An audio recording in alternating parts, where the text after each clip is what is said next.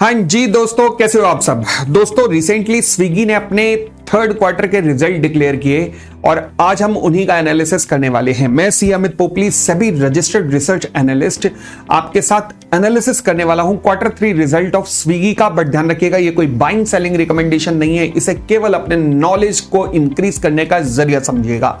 फिलहाल अगर मैं स्विगी की बात करूं तो क्वार्टरली रिजल्ट जो डिक्लेयर हुए हैं उनमें कंपनी की टॉप लाइन में अच्छा तरक्की हुआ है। अराउंड 11% के करीब टर्नओवर में ग्रोथ शो हुई है।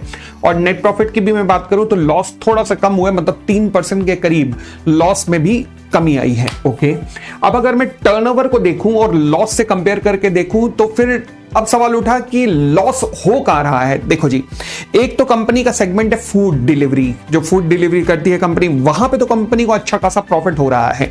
बट लॉस का मेन रीजन है क्विक कॉमर्स। क्विक कॉमर्स आप स्विगी का जानते हैं कि इंस्टामार्ट के नाम से चलता है। अब यहां पर दिक्कत है कि लगातार जो स्टोर्स ओपन हो रहे हैं, लगातार जो स्टोर्स ओपन होने के कारण उनका जो एडमिनिस्ट्रेटिव एक्सपेंसेस वगैरह है, वहां पर कंपनी का ईबीटा भी नेगेटिव है और उसकी वजह से कंपनी का प्रॉफिटेबिलिटी भी नेगेटिव है। क्या ऐसी कंपनीज में जल्दी से ये रिकवरी होने की संभावना है? नहीं। क्यों? क्योंकि ये कैश बर्न टाइप के बिजनेस में होती हैं, जहां मेन ध्यान हमेशा टॉप लाइन को बढ़ाने पे दिया जाता है और एक सर्टेन पीरियड ऑफ टाइम तक यहां पर यानी कि बॉटम लाइन पर ध्यान नहीं दिया जाएगा।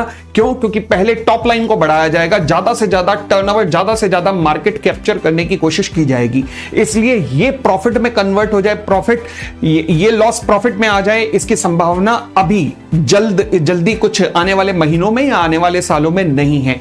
फिलहाल कंपनी अभी इसी एक्सपेंशन को बढ़ावा देने के लिए 10,000 करोड़ का एक और क्वालिफाइड इंस्टीट्यूशनल प्लेसमेंट ला रही है, जहां पर कंपनी गिने चुने कॉर्पोरेट्स के थ्रू 10,000 करोड़ रुपए रेज करने वाली है। तो अगेन सारा जोर टॉप लाइन बढ़ाने पे है, बॉटम लाइन की तरफ अभी ध्यान नहीं दिया जाता। और यही ऐसे बिजनेस की सबसे खास बात होती है कि इनमें प्रॉफिटेबिलिटी जल्दी नहीं आती, एक सर्टेन पीरियड के बाद आती है।